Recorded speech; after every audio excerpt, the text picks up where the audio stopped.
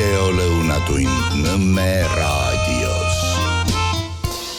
Ja tere maailm, ongi lõunatund Nõmme raadios ja nagu tähelepanekud näitavad, planeet pöörleb, tiirleb edasi ja huvitaval kombel on viimasel ajal vana termin suvi asendunud terminiga kuumalaine.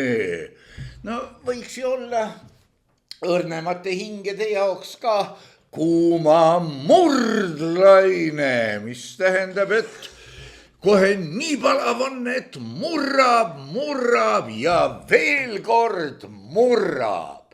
Loomulikult ei saa ma jätta meelde tuletamata, vaat enesetunded on vahelduvad, kuigi hetkeseisuga läheb, ma käega parem ei näita, tasakene visalt, aga etemuse poole. Pole häda midagi, üks häda ajab teist taga ja eestlase õnn pidigi olema, et kui üks häda on kaelast ära läinud ja teine veel ei ole tulnud, siis vaat see kaduv väike hetk. See ongi eestlase õnn, jah. Mis juhtub, kui nii teha? No näituseks, mis juhtub, kui kapsamaa viimse kui tollini ära mõõdustada ja anda korraldus, et vot vasakult esimesed 4 ruutu maksavad nii palju, aga kui need vahetada parempoolse 6 ruudu vastu, siis on, see on nagu, jah, ühe Olli oli see Soome kirjanik, kellel oli lugu Acta diurna lõpp, kus siis, jah, toksiti Caesari käsku kenasti visalt ja võimsalt kivitahvlile, selle aja ajalehed olid paksemad. Ja otsige lugu üles, nautige ise nagu saate, see peaks olema isegi vist Nõmme raadios sisse loetud, aga ma ei tea, kas ta kättesaadav on. Ma pean kodus uurima. Nii et mis juhtub, kui nii teha, kui mõõta tollhaaval? Jaa, aga ärme unustame, et on terminid põhjus. See on see, mis vääramatult, kui saatus käivitab mingi liikumise, mingi protsessi, mingisuguse, ühesõnaga force majeure'i. Tähendagu see nüüd etemat või S-tähega etemat. On olemas põhjendus. No aga me ei saa ju teistmoodi teha, me ei ole ju 5 aastat teie kapsamaid mõõtnud, me peame ju need ära mõõtma. See on põhjendus. Ja peale selle on veel, kui asi läheb eriti sitaks, on õigustus. No aga mis meil üle jäi, vaata ise, riigil raha ei ole, Aafrikas ja Ukrainas nälgitakse. No, mis siis, et Monacos surma saadakse, aga no ikka, kus meie peame teadma. Ja lähebki üks kuradi kamara jura lahti. Sellest ma peaksin natukene isegi täna rääkima, kui see jubedus meelde jääb. Mis juhtub, kui nii mitte teha?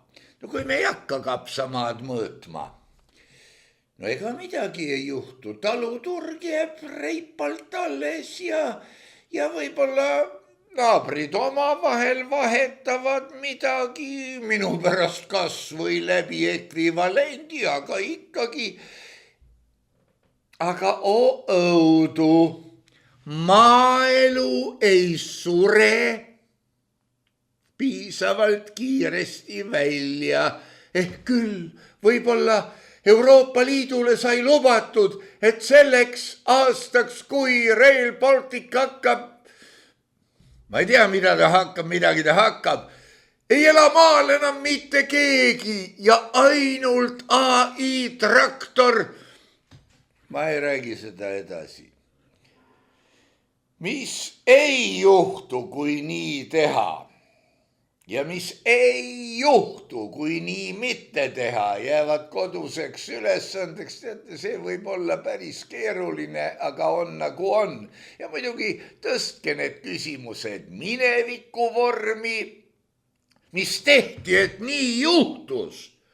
Et mingi kuradi hull sai mingi kuradi posti peale ja nüüd arvab, et ta on vingem vend kui päikesekuningas omal ajal. No balleti tantsimine jah, seal veel puudub, kuigi mingi laulukoor pidavat kuskil olema.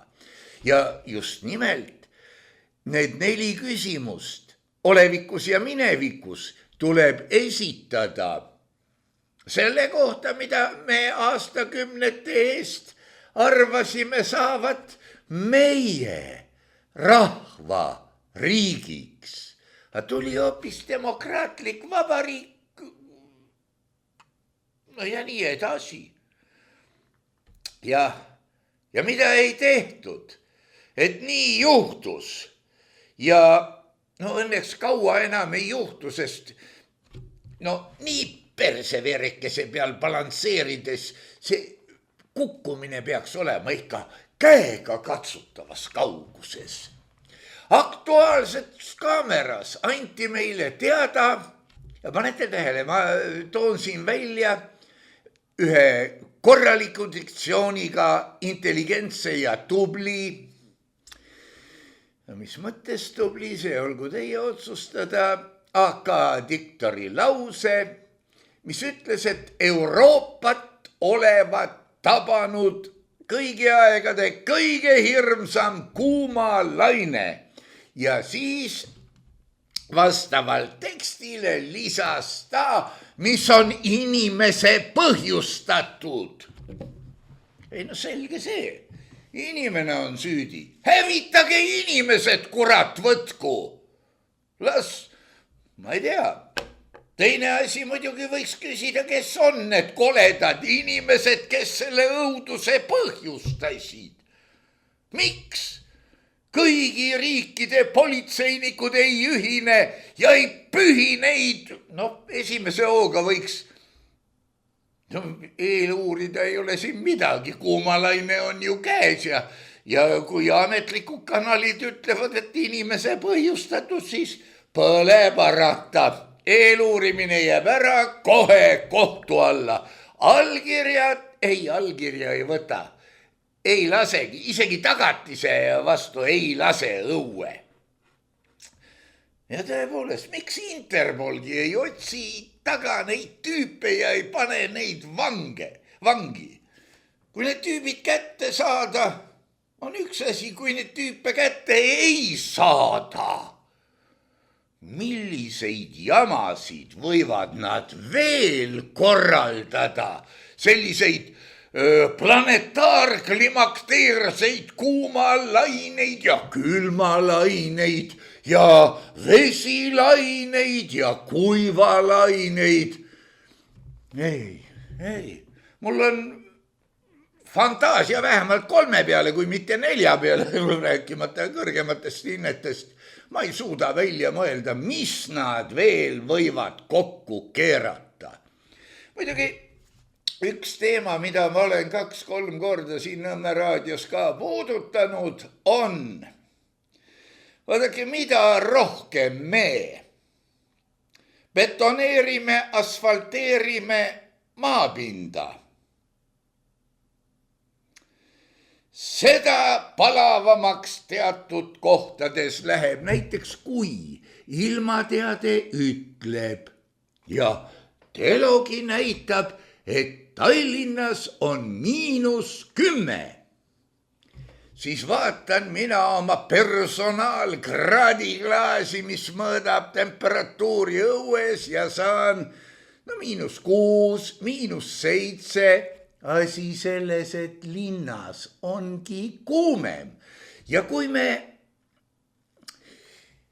võrdleme õhutemperatuuri linna peaväljakul ja linnapargis, kas või linnapargis, meil ei ole vaja metsa alla minnagi. Teate, see erineb õige mitme kraadi võrra, aga loomulikult betoon, asfalt, see edendab. Mida ta edendab? Majanduskasvu. Ja kõige lollim on veel see, et kui me nüüd vaatame sinna Ukraina sõja poole, siis majanduskasvu tekitab see kindlasti, aga ainult sõjatööstuse ja purustatu taastamise arvelt ja pigem ma ei tea kus kohas. Samas kašmaar ja krahh tuleb nii Ukraina kandis kui Venemaa kandis sellest, et kui kummaltki poolt, ma võtan oletuslikult, ma ei tea, on hukka saanud 500 000 täies elu ja sugujõus meest, siis nende tehtud laste puudumine pane majanduskasvule, ma ei tea, 10-20 aasta pärast kena maksahaagi. Ja ei ole ka neid jeekimeid, kes pensionäridele, nagu neid kujutatakse, pensioni välja teenivad. Prõssus, pole tittesid, laske lapsukestel kaevikusse tulla, ütles kolonel ja saigi kindraliks. Lapsed tulid, siis ta kraapis peale mulla, pühkis higi näolt ja otsige lulla üles ja saate teada, mis edasi tuli. Siin on üldse selliseid fenomene, ma ei taha trügida Andres Raidi kapsamaale, et kuulge, mida siis nüüd öeldud on. Ma trügin selle sarnasele kapsamaale, sest kui ma loen näiteks pealkirja 2,5 aastat kaine olnud Ott Lepland, katsun olla tubli ja tervislik inimene. No hea küll, tubli ja tervislik inimene, kui nähtus omaette tingan sisse jäägu Andres Raidi lahata.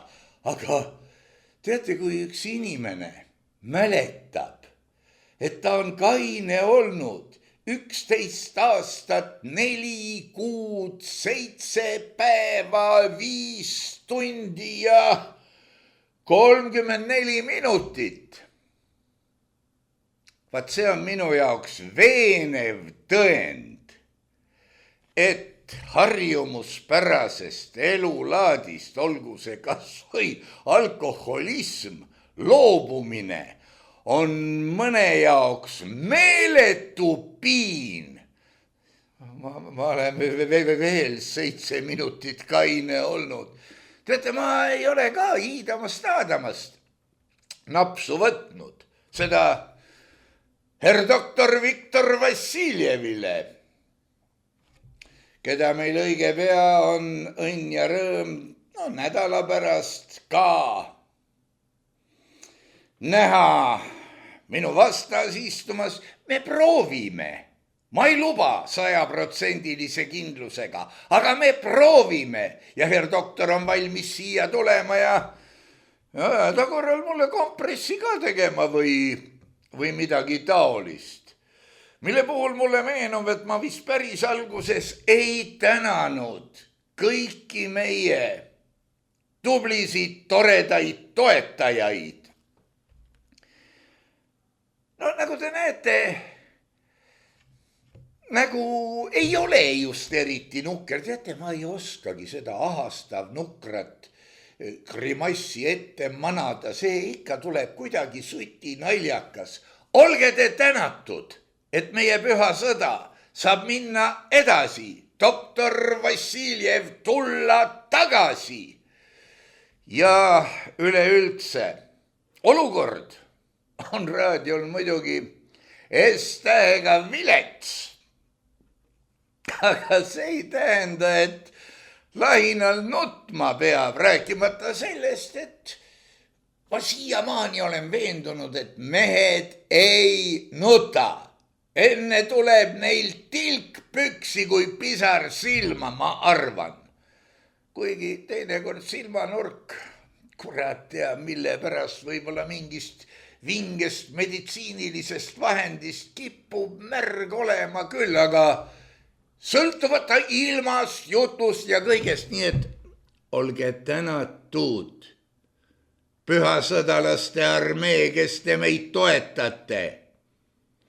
Võimalik, et ka tänasest saatest saab nii mõnigi mõtteainet. Noh, ja edasi juhtub juba see, mis juhtub. See, kes hakkab mõtlema, see tuleb panna sihukese ruumi, kus tal on aega mõelda kõige üle. Hea küll, nali.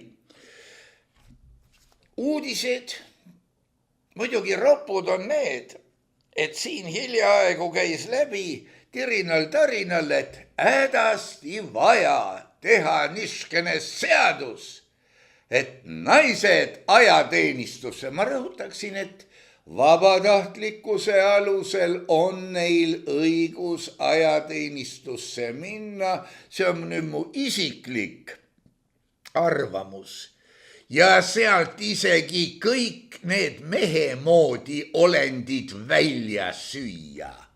Võib-olla sellest oleks kasu, sest teate, te olete imetlenud kahtlemata kuskil niimoodi ekraanil, kas kodus või sõbra juures nähtud kildu Hiina naiste armeest paraadil.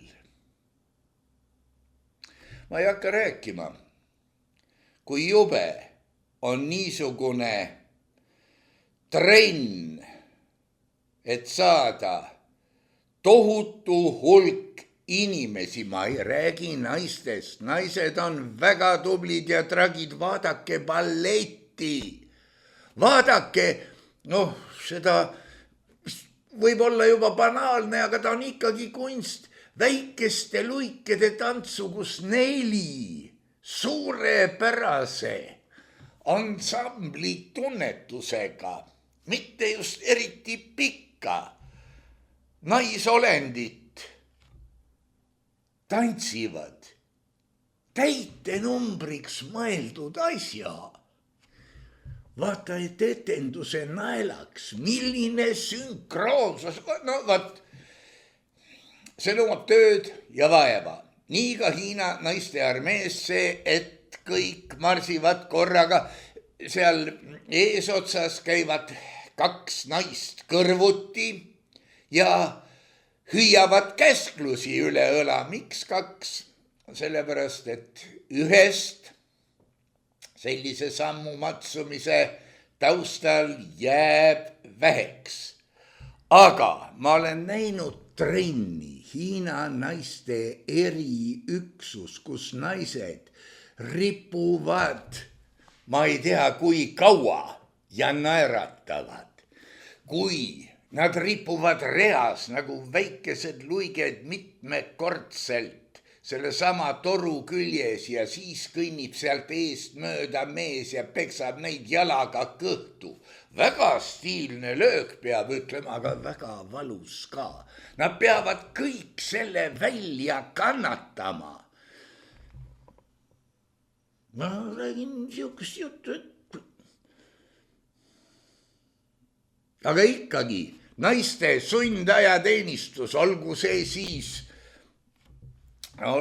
siis kohustuslik ajateenistus kaitseväes.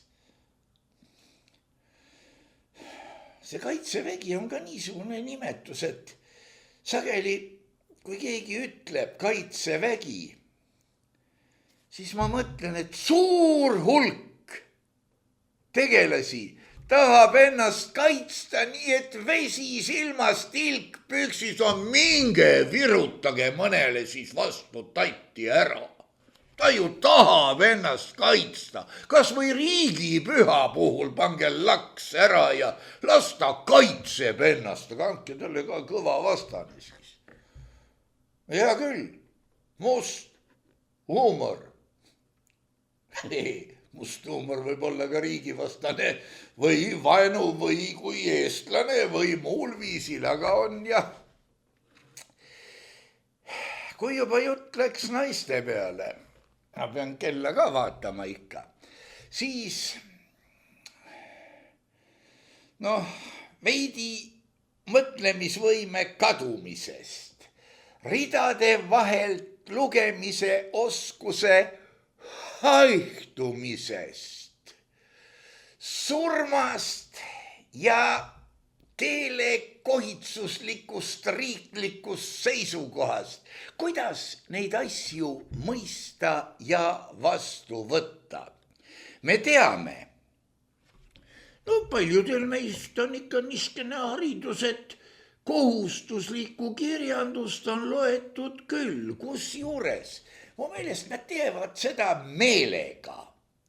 Nad panevad kohustuslikuks kirjanduseks sellised teosed, mille lugemiseni on aastat 5, 6, 10, 20 veel aega. Ma mäletan niisugune noorukene, kes oli mures oma hinnete pärast aastakümnetes, sügaval paksul nõukogude ajal tuli mu juurde maru vihane, ma ei tea, mis see oli, 7.-8. klass või niimoodi, ütleb, et see kuradi Juhan Liiv oli ju lollakas. Ma küsin, et miks? No vaata, mida me peame lugema. Ja see oli Liivi vari. Ja ma mõtlesin, et tema iseloomuga, mitte Liivi, vaid selle neiukese iseloomuga, tema huvidega, kõike muud, aga mitte seda. Ja eks see ülejäänud oli kohustuslik kirjandus ole ka niisugune, et siin hiljuti oli näiteks üks härrasmees, ei olnud üldse rahul, et tema 7. klassi tütar pidi õppima pähe ja rääkima, ütlema klassi ees peast üles mingisugust geniaalset kirjandusteost, mille ees kahtlemata on saadud ka palju projektiraha või kirjandusstipendiumit või midagi, kellegi poolkõvast munnist. Ja ma ütlen selle välja, sest härrasmees ise seda küll ei kirjutanud, aga milleks? Kui see peab olema kunst. Ütleme nii, et vara, kui see peab olema perekonnaõpetus, siis palun natukene meditsiinilisemas vormis. Aga jah, kohustuslik kirjandus annab meile teada, et vaat see ja see teos on kirjutatud siis ja sellega tahtis kirjanik öelda, aga ei öelnud selleks, et te saaksite ise omandada riikliku seisukoha, mis ta siis öelda tahtis. Nii on muidugi tegelikult ka muinasjuttudega, kus öeldakse, et vaat Hans Christian Andersen kirjutas selle muinasjutu töörahva raskest saatusest ja ei tea millest. Hea küll. Andersen kirjutas muinasjutu ühtemoodi, meile vägistati sinna teine lõppotsa, mingi happy end ja vaat nüüd ongi nii ja kõik lapsed ütlevad, et see muinasjutt oli sellest. Ma võin natukene mõelda. Siis muidugi 3 ei saa enam, 3 võib saada läbi häda, sest võib-olla mineviku teened niimoodi upitavad, aga 4 nii välja ei vea. Kui muinasjutt on mõeldud tähendamissõnaks, minu pärast ma ei ole küll kindel, kui palju teist on lehitsenud ja lugenud Uut Testamenti, aga seal on Jeesusel hulk tähendamissõnu, mida seletatakse ka lahti niipidi ja naapidi. Aga vaadake, kulla inimesed, need tähendamissõnad loodi 2000 aastat tagasi umbes, ega ma ka ei tea.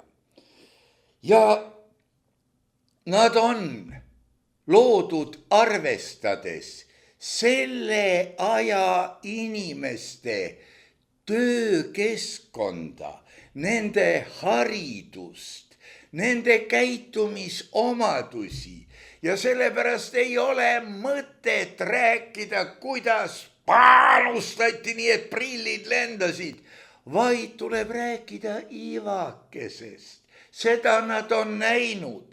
Nad teavad, et kui see mulda pista, see hakkab kasvama, mitte alati, aga enamalt jaolt, vähemalt lootus on ja nii edasi. Hea küll, jätkem rahule piibel, aga võtkem, kui ma nüüd eksin, te võite mulle saata igasuguseid sõnumeid, aga ma lehitsesin mõne päeva eest peaaegu enda vanust raamatut suures formaadis ja vanusele vastava väljanägemisega, mis pani mu mõtlema, et kas ma ise näen ka nii jube välja kui see. Raamatu nimi oli, igal juhul seal oli peategelase nimi Pöial-Liisi. Mind muidugi huvitasid kõige rohkem seal siimaškopi illustratsioonid, pildid ja mul tuli ka meelde, kuidas lapsepõlves sai neid ikka pikalt uuritud ja kuidas fantaasia lendas ja multikat ei tahtnud ma nähagi, sest kui ma vaatasin pilti, ma lõin vaimusilmas kuskil, ma ei tea, kus kohas siin, oma loo. Oma kaadrid, mitte küll täis pikka stoorit, aga jah. Ega selles loos, mul ei olnud suurt midagi meeles, guugeldasin ja guugeldamisega sain ma igasugust müügimehe jama, kuidas see kontora pakub müügiks sedasama raamatut või selle ümbertrükki, teine kontora ja üks müügimehe möla oli hullem kui teine. Samas, kui ma sealt killukesi lugesin, ma leian, nüüd võib terve hulk kutsutud, seatud, diplomeeritud ja nii edasi tegelasi vihastada, aga ma leian, et see peaks olema psühhiaatritel kohustusliku kirjanduse raames, aga viimasel kursusel, siis võib-olla saavad midagi aru ka. Rääkimata juba sellest, et muinasjutte on palju, aga et mulle see just ette sattus, siis teate, seal on palju lauseid, mis ise on juba omaette kujundliku tähendusega. Ja loomulikult ajab selles loos ka üks tähendamissõna teist taga. Ja veel loomulikumalt on see lugu mõeldud naistele. Oma õuduseks pean tõdema, et kuulasin seda lugu salvestatud variandis, võib-olla pilt oli juures, ma ei vaadanud arvutist, oli küll pilt juures, võib-olla 2 koguni. Ja esitaja oli naine ja nüüd me sattume selle juurde, et seda peaks lavakas õpetama, mulle ei õpetatud, et üks asi on, kui sa võtad raamatu ja hakkad lugema seda storit, mis siin kirjas on. Ja 7 maa ja mere taga elas, vaat niškene-naškene tegelane, sellel oli peotäis poegi ja tütreid, aga tema tahtis omale veel vasikat. ja sa sõidad nagu teerull üle kõiki tee nende kohtade, mille üle võiks natukene mõelda. Ja need neiukesed noorukesed, ma isegi ei tea, mis aastal need sisse olid loetud, ma nii 10 minuti, veerand tunni kaupa kuulasin. Nad loevad lugu, ma ei tea, võib-olla nimetatakse seda praegu nüüd narratiiviks, aga igal juhul narrikombel lugesid nad just story't, sündmuste järjekorda, aga nad ei lugenud mõtet sündmuste sees. Pean siin pattu salgamata tunnistama, et kunagi lavaka ajal kutid ja plikad ja pedagoogid targutasid aina, et vat Stanislavski ütles nii ja Stanislavski ütles naa. Ja kui ma kuulsin, et Stanislavski ütles, et ärge imetlege ennast kunstis, imetlege kunsti endas, mille peale ma nägin tema teose pealkirja Minu elu kunstis. Ja siis ma võtsin püha vihaga ja lugesin läbi teose näitleja töö enese kallal. Mul värskemat versiooni ei olnud, aga let it be. Jah, tegelikult tark raamat, aga fakt on see, et liiga hilja saad aru. Kunagi ma rääkisin lõunatunnis ilma pildita nartsississidest ja psühhopaatidest. Vaat praegu on psühhopaatiaga niisugune asi, et kas ta nüüd terminoloogiliselt olemas on või ei ole, aga jah. Igatahes, kui mina lugesin killukesi Pöial-Liisi loost, siis punkt 1. Pöial-Liisi oli tütarsoo esindaja. Kuigi, no tänapäeva mõistes, aga vanal hallil ajal ta oli tütarsoo esindaja. Ma ei räägi, kuidas tema ema lillekese sees lapse sai ja nii edasi, kuidas see lapsukene õudust rööviti ja nii edasi. Ka need on muide kujundid. Ja tegelikult ma paneksin sellele teosele, vaat Kalevipojal on ka teaduslik variant. Ma ei ole tõsi küll näinud, aga ma olen näinud neid, kes või kelle tuttav olevat näinud.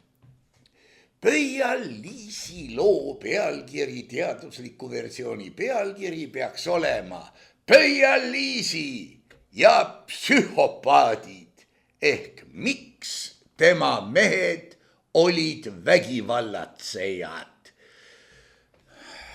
Pange nüüd lugu pausile. Minge, jooge köögis klaas külma vett või midagi niskest-naskest, minu pärast õlut, mul ei ole selle joogi vastu mitte midagi, sest kui tema juba Vana-Egiptuse aegadest ikka veel tootmises on, no temas peab midagi olema. Võib-olla oli see juba sumeritel, ma ei tea. Aga ma tean, et kõige vanem õlleliiter oli pealt 6000 aasta vana ja jänkid selle retsepti järgi või taastasid oletatava retsepti ja keetsid kokku ka midagi, mis oli õudne küll olnud. Kui te olete end välja elanud, hüüdnud 9 korda, see ei ole nii, mis see idioot räägib, mulle see jutt ei meeldi. Ja kõik see, mis käib asja juurde, istuge nüüd jälle paigal, võtke klonks ja kuulake edasi. Tegemist Pöial-Liisi loo näol on õppematerjaliga vaimsete hälvete kohta. Unustage Pöial-Liisi ja jälgige neid, kellega ta kokku kokku puutub, siin on kogu aeg haiseb õhus see abielu teema, mis võib-olla oligi kehtiv. Doesn't matter, nagu ma ei tea, kes ütles, ma ei tea kellele, aga niimoodi olla öeldud. Kõigepealt Kärnkonn, mamma Kärnkonn ja tema ära hellitatud pojake. Klassikaline memmekas. Siin võib-olla mul tuleb veel mõni huvitav termin ta kohta meelde. No selge see, et sellisel pojukesel, kes palavalt on dresseeritud armastama oma kärnkonnast emmekest, no jah, selge see, et tema ajukoor, see kordaks, see ei saa olla kuigivõrd arenenud. Põhimõtteliselt on ta tüüp, keda võiks tähistada ka lauseühendiga süüa, magada, midagi endale saada, kõik. Tema eest tuleb hoolitseda, muidu on kisa lahti. Ja siin on muidugi see fenomen ka veel, et vaata, kui tema on dresseeritud armastama oma ema, siis enne hakkab kipskuju hopakki tantsima, kui tema suudab emast rohkem armastada oma naist. Ei iial. Ta on empaatiavõimetu, see väljendub eelkõige oma naise suhtes ja ei no milleks siis mamma on? Ta on otsustusvõimetu ka. Ja samas kehtib mamma poolt tema suunas täpselt samasugune vägivald, mida ta ise oskab imiteerida selles mõttes, et kui mamma minu eest hoolitseb, kurat, võtku, sina pead ka minu eest hoolitsema, kauaks seda mammat veel ta ise ütles. Selle mamma suunas tuleva vägivallaga on pojukene kohanenud, sest ta ei ole teistsugust elu ju näinudki. Pöia-Liisi jaoks oleks selline abielu memmekaga, mammatootega ja ta oleks siiski pigem teenija, nii-öelda tiitel võib tal olla muidugi teisene armastus, aga see ei kehti, isegi see ei kehti. Siin tuleb suhetes mängu, vaata, on niisugune termin, ma ise olen lugenud, no tegelikult on ka, nagu passiivne agressiivsus. See passiivselt agressiivne inimtüüp, tema on oma sisikonnas, on ta vaenulik su vastu, aga ta on dresseeritud viisakaks. Ta ei näita seda välja ja ühel hetkel hakkab ta sind süüdistama vihas, mille ta ise on provotseerinud, põhjustanud. Võtke see kuradi, vabandust, Pöia-Liisi jutt ette ja lugege ise, lugege Kärnkonna story läbi ja mida rohkem on seal eraldi lauseid või lausepaare või lausekombinatsioone, millest te midagi aimate või arvate ära tundvat. Seda tublim te olete. Tuurime edasi. Edasi tuli juba see. No mitte päris see, aga no ütleme niimoodi, et maipõrnikas, sitikate maailm ja maipõrnikas. Maipõrnikas on siin, no ütleme võib-olla natuke julmalt, aga tavaline nartsissistlik pervo. Pole parata. Alguses ta vaimustub Pöia-Liisist, tema ilust, ma ei tea millest, ja temas plahvatab nartsissistile omane idealiseerimine. minu oma on kõige suurem, kõige paksem, kõige ilusam, kõige, imetlege mind, mis mul on. Pöial-Liisi erineb ju kapitaalsest tema, ma ei tea, kuuejalgsete seltskonnas, sitikate koha pealt ma ei tea suurt midagi. Loomulikult veab Maipornikas Pöial-Liisi puuotsa. See puuotsa vedamine, see on muide siukene omaette abielu võrdkuju. Las ta olla. Kes on nõus, kes ei ole, no kurat temaga. No praegu võib muidugi iga plika abielluda ka Maipornikaga, ma arvan, aga sel ajal oli see kujund, et no ikkagi ülespoole. Teistele satikatele. Maipornika ustavatele sektantidele see ei meeldinud ja mida nad hakkasid tegema? Nad hakkasid Pöial-Liisit halvustama, taga rääkima ja vot siin tuleb nüüd mängu, ma olen kuskil seda sõnapaari isegi kohanud, aga ma ei või vanduda, et see oli eesti keeles, kuigi ma ütlen seda praegu eesti keeles, see on nartsissistlik trauma. Eneseimetlus on saanud pumpsti mööda seda kohta ja see on valus, eriti nartsissistil. Kujutage endale ette ilueedist poksijat, kes kui löök läbi läheb, teeb ai! Kurat, vastik. Nartsissisti eripära on see, et temal seda oma mina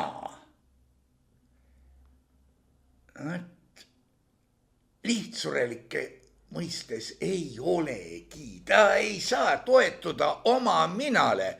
Nüüd on nii, mina ütlesin, tema toetub oma sekti arvamusele ja teiste hääled siit läbi ei kostugi.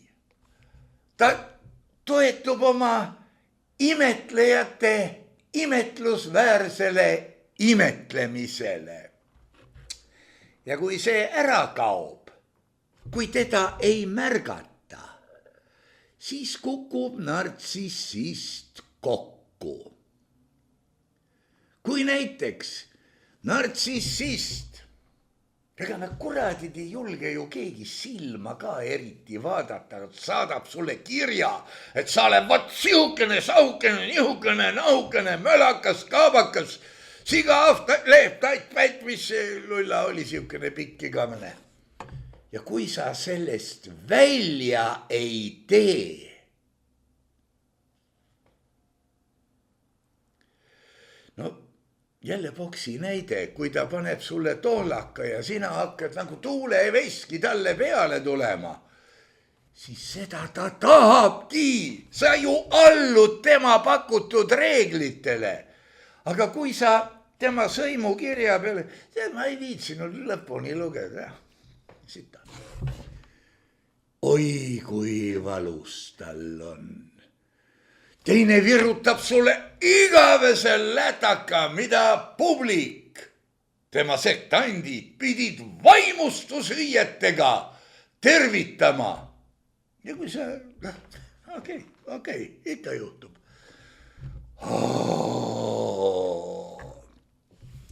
Nartsissisti enesehinnang võrdub tema sektantide või karja arvamusega temast.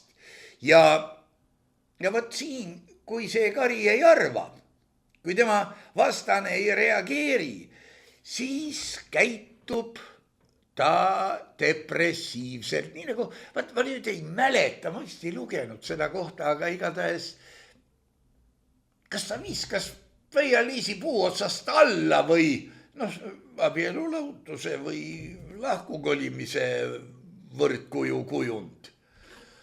Tema jaoks on kõige tähtsam teiste arvamus tema pühadusest. Aga see teine inimene, sitta sellega. No ma võin muidugi öelda, et jah, ei ole ilus niimoodi öelda sitta sellega, aga teate, see on lühike ja täpne ja te teate nagunii kõik, mis see tähendab. Nüüd, kes see järgmine oli? Nüüd oli hea hiireke, kes tahtis teistele head teha oludes, see oli naissoost isend, kus teised ei ole abi palunud. Hea hiireke ja mutt. Siit see muti kutsumine ja mutile mehele panemine, et see ongi see hiirekese eneseteostuse triumf. Ja mutt. No mutil psühhiaatrid, psühholoogid võivad mind oma kingadega loopida. Kingaga viskamine on siiski araabialik komme. Kremli jutupunktide esitajaks nimetada, aga sel mutil on silmnähtav skisoidne isiksuse häire. No sellel isiksuse häire kirjeldusel ma pikemalt ei peatu, aga see elukas ei oska õieti rõõmu tunda. Talle natukene teeb head meelt, kui ta midagi kätte on saanud. Ta on emotsionaalselt täiesti külm. Tal ei ole neid kohtigi, millega väljendada õrnust, armastust või minu meelest kõige puhtamat tunnet, mis maailma loodud on. Vihkamist. Viha äärmisel juhul selle varjus. Ta võib oma isiklikku hirmu pidada vihkamiseks ja vihaks või nimetada nii, aga ei, uurige ise lähemalt. Noh, targalt ja tähtsalt märgiksin ära, et see on jälle niskene, teate, peegelneuronite värk, et kõike tõlgendatakse per se ehk läbi iseenda tunnetuslikult. Ja see on tal atrofeerunud. Tal ei ole ka oma mina. Ta on atrofeerunud, see on nagu meil teiega on sabad atrofeerunud. Koht on! Jõkke 2 poolega. Aga võt, saba ei ole. Mutil on vaja varandust, omandit, mitte naist. Naisega võivad kaasneda ju kulutused. Seega saab ta võtta naise siis, kui naine hakkab kuulekaks ja tootlikuks. Laste mõttes võib-olla, sest see varanduse juurde tootmine, no kes see keelata saab. Aga üldiselt teenijanna. Ja seda teenijannat peab olema võimalik, ta peab saama seda panna oma elamisse maa alla, pimedasse käiku kinni. Kurat jumala eest, üksi poodi ei läheks, ostab äkki veel 5 senti kallima leiva, kus selle kahju ots ja äär, oli vist siuke ütlemine. Mutisoo on siis, et ta saab omandi, ta paneb selle keldrisse, keldris seisab kõik tema teada värske või umbes nii ja naine võib seal finantsvägivalla käes ka mädaneda. No tekib muidugi seal pääsukesega põgenemine, pääsukese tüüp on nagu ta on, siuke kummaline tüüp. Ma libisesin sellest üle, sest mind huvitas antud juhul järgmine. Lugege ise ja esitage mulle oma arusaam, mis see pääsuke oli seal. Kas ta oli siis surnud või ta ei olnud surnud? No ei olnud surnud, aga alguses kirjeldatakse nagu surnud ka. Vähemalt ma kuulsin niimoodi, neiukene noorukene kenasti raamatust luges seda lugu. Edasi. Täiesti võigas häpi võitu või häpiks nimetatav finita la commedia. Haldja prints. Oli vist prints või oli ta? Vau. Ma pidin seda mingis teises keeles ka veel lehitsema. No hea küll, ütleme Haldja prints, see on mõistlikum, noorem ja nii edasi. Tema näeb pöial Liisit. Ja nüüd pange tähele. Tema hindab pöial Liisit kui saaki. Kui, trofee on muidugi siukene ebamäärane termin, aga miks mitte. Ja tema otsustab. Sinust saab minu kuninganna. See on niisugune lause, et see on nii ilus, et seda võiks ju loomulikult esitada laval. Sinust saab minu kuninganna või kurat teab kuidas. Neid läägeid variante, neid on hulgi. Ma kunagi lugesin ühe loo Eesti raadiosse sisse. See oli sama autor, kes oli kirjutanud Cipollino ja ei tule nimi meelde. Ja ma lugesin seda aeglaselt, rahulikult. Keegi ei katkestanud ka, kuigi klaasi taga oli 3-4 inimest. Ja siis nad tulid sealt või 1-2 tuli neist minu juurde lugemisruumi ja üks ütles, me paneme selle südaöiseks õudusjutuks. Võib-olla see on ka üks impulss, mis pani mind vaatama muinasjuttude peale natuke teistmoodi. Sinust saab minu kuninganna. No jah, ja siis ta tunnistab, aga sinu nimi ei meeldi mulle. Kui ma nüüd eksin nimega, ärge pahandage, sinu nimeks saab nüüd Maia. Tähendab, sinu mina. Me pühime välja, sinu välimuse ma võtan.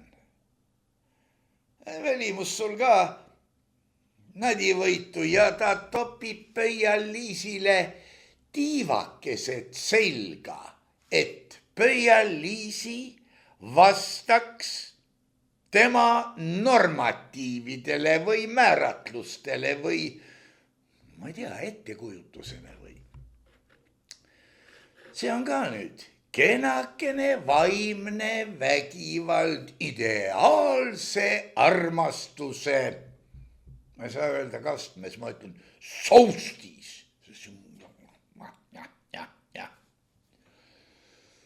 Ja tegelikult saab pöial Liisist siin järjekordne ohver. Igavene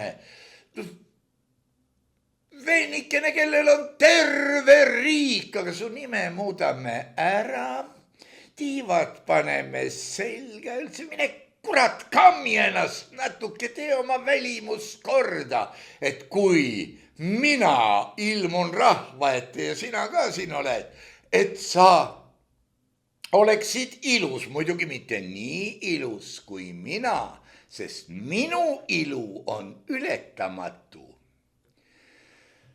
Ja milles siin on nüüd viga? Hetk, juttu on pikalt räägitud. Vot viga on selles, et tüdrukuid kasvatatakse, määratletakse, ma ei tea, dresseeritakse sõnakuulelikeks. Muidugi mitte alati, sellepärast, et kui Helsingi plikade pande pealik on 12 või 13 aastani ja vägivalda, verist vägivalda on kuhjaga. Nojah, lähivägivald on niimoodi, kaugvägivald on niimoodi, eks ole. Praegu jäetakse lapsi tihtipeale kasvatamata, sellepärast, et ühiskonna normatiivid nõuavad, et sina oled seda väärt, et sul oleks efektne karjäär. mida see täpselt tähendab, ei tea ütleja ka mitte. Aga jah, jagatakse ära, siin on naiste või tüdrukute tööd, siin on poiste ja meeste tööd, kamara jura, ütlen ma teile. Juba esimeses klassis triikisin ma ise oma riideid. Miks? Sest ma tahtsin ka seda osata. Ka sel ajal oli muidugi pesemine käis niimoodi, ka selle sain selgeks. Ja mitmeid muid asju. Ja sellepärast ma olen püüdnud neid ka oma pojale selgeks teha ja intelligentne inimene sai selgeks küll, oskab ikka igasuguseid asju teha. Küsimus on selles, et kui kaks inimest tegutsevad koos, siis ei tohi olla olukorda, kus üks neist muutub teise teenijaks või üks neist nõuab teise püsiimetlust. See on, võtame selle kuradi kärnkonna mamma siit algusest. Minu poeg, vaat niimoodi, minu poeg kuulab sõna, minu poeg on minu käsul. Ja nii edasi, niimoodi, sõltuvata sellest, kas tegemist on poja või tütrega, võib juhtuda, et hoolitsev mamma või papa suunab lapsukese kas või kõrgkoolis õppima seda, mis talle ei sobi, nii nagu Võssotski laulus ühest väga kihvtist poksijast on, et бить человека по лицу я с детства не могу, inimest näkku lüüa, see on mulle lapsest saadik vastik olnud, aga näed, nüüd tuli. Ja panebki laksu ära, lööb teise sirakile maha ja endal on nii kuradi kahju. Kui palju on meil lapsukesi, kes on suunatud igasugustesse huviringidesse, mille vastu tal puudub täielikult huvi. Ja midagi taolist. Ja miks ma selle kärnkonna mamma võtsin, sellepärast, et poisid on, need, mis näevad välja ka nagu mehed, need on memmekad, nad on mammatooted. Mammatoode on väga ilus termin muide. Ja sellepärast nad ei leiagi sellist naist, kelle vastu neil oleks mingisugune ports tundeid ja kes ta lapsendaks nagu mamma. Ja siin ma muidugi lugesin ja mõneti tegin meestele võib-olla haigetki, mitte liiga. Oi ja jumal. No siin me jõuame selle juurde, et Pöia-Liisi on empaatiline ja sõnakuulelik, heasüdamlik tüdruk. Ja see story on umbes selline, mis ilmselt on juhtunud läbi aegade ja kordub praegugi. Jah, aga tund temaga.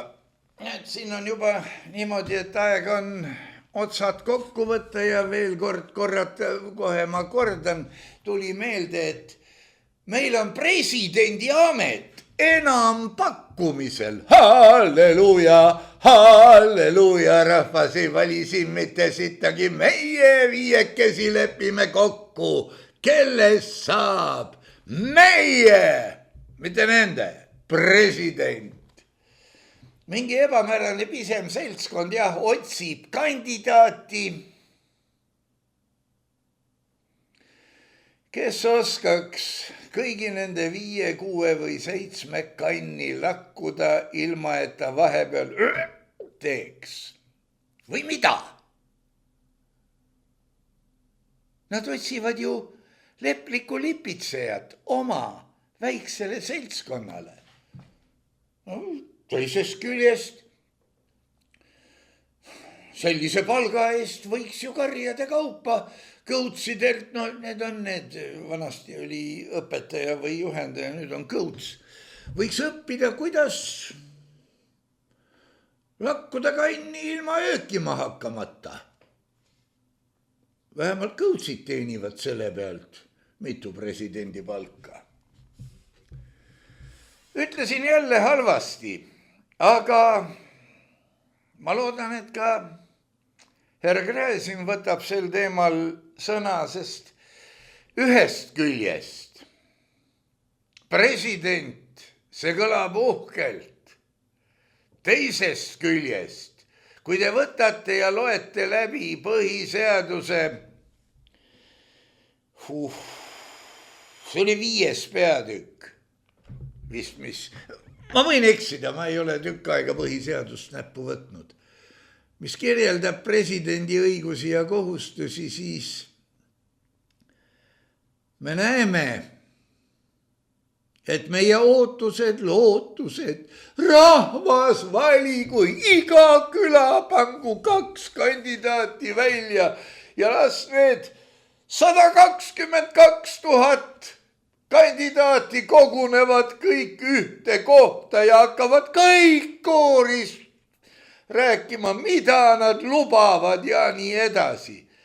Juba ainuüksi see, et vaat kui mina saan presidendiks, siis ma tahan ühendada riiki ja rahvast, pühendada ennast sellele ja teisele. Aga vaadake seda 5. peatükki. See on ju konferentsjee kirjeldus. Ma olen seda mitu korda öelnud ja ütlen veel kord. Aga ühiskond, nagu ma ütlesin vist eelmises saates, koosneb üksikisenditest ja on seega kõikide oma liikmete väikseim ühiskordne, nii nagu koerte koer, milles on nii schnautserit kui, ma ei tea, Taani togi ja seda ja teist ja väljanägemine on tal selline, et ega see meelde küll ei jää. Ja siis muidugi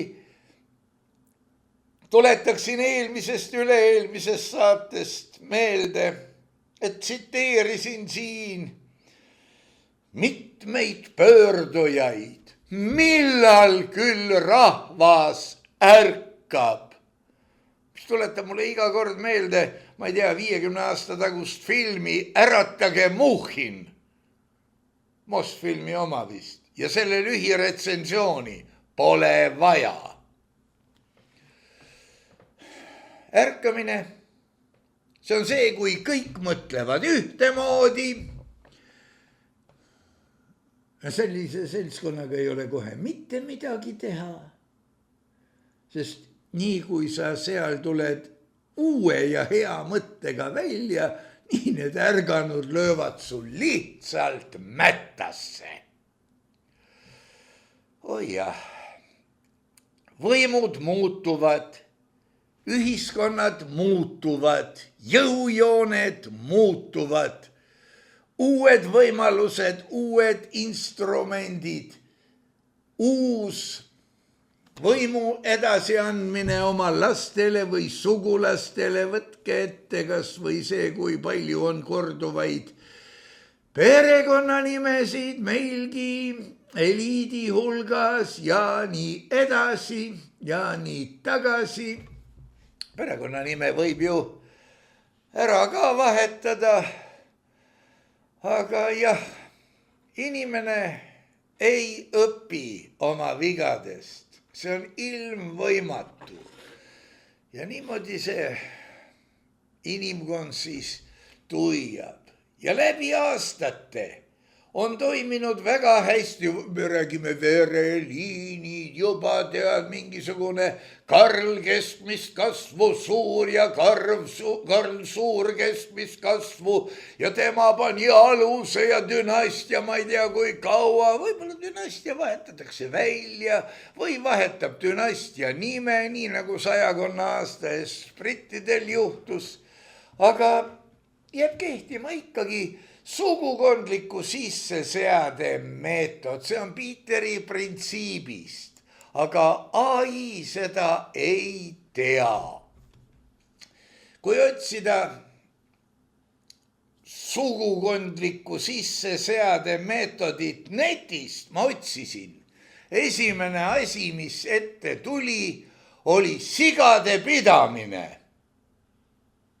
No ma mõtlesin, et kurat, see on natuke julmalt öeldud, aga ikkagi, kuigi ma ei usalda teda kopka eest. Järgmine rida, sigade Aafrika katk. No, millele ta siis nüüd vihjab? Aga Peteri printsiip on see, et igas ametis tõstetakse töötajad tema tööstaaži ja karjääri jooksul ikka kõrgemale kohale, kuni ta jõuab tasemeni ja meie saame ülemuseni, kes on vana tola, kelle sekkumine teeb asjad hullemaks. Ta ei saa oma tööülesannetega hakkama.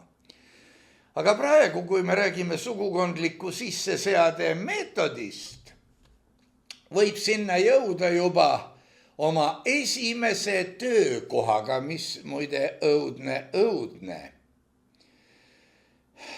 Ma nägin, kuidas tekkis ühele Jeekimile tööraamatusse esimene töökoht ja see oli Eesti Vabariigi minister, see oli väga ammu, aga karjakeldri ees, üks tuli välja, teine tuli sisse ja leppisid ukse peal kokku, et kuule, mis sa teed? Lõpetasin praegu, vaatan siia-sinna. Tule homme sel kellaajal Toompealt läbi, räägime natuke. Ja sa vana raisk, mõne aja pärast ta oligi minister.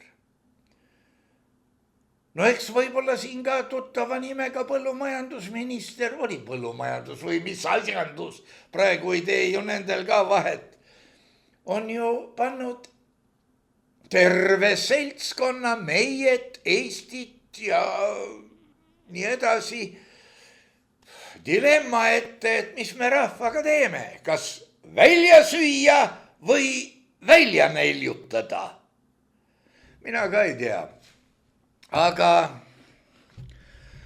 olge tänatud kõik, kes te neid õudusjutte maalt ja merelt toetate teile ainuomase elegantsi ja kordumatu graatsiaga. Aeg on välja süüa, välja näiljutada, üles ärgata, nii nagu nemad seal tahavad. Aeg on raske. Nii et olge veel kord tänatud ja hoidke oma pöidlaid õiges asendis, et nädala pärast oleksime siin kahekesi herr doktor Viktor Vassiljeviga. No siis me räägime juba mõistlikumatest asjadest, mitte muinasjuttudest ja tont teab millest. Seega, mingu või käru kummuli, aga meie püha sõda läheb edasi.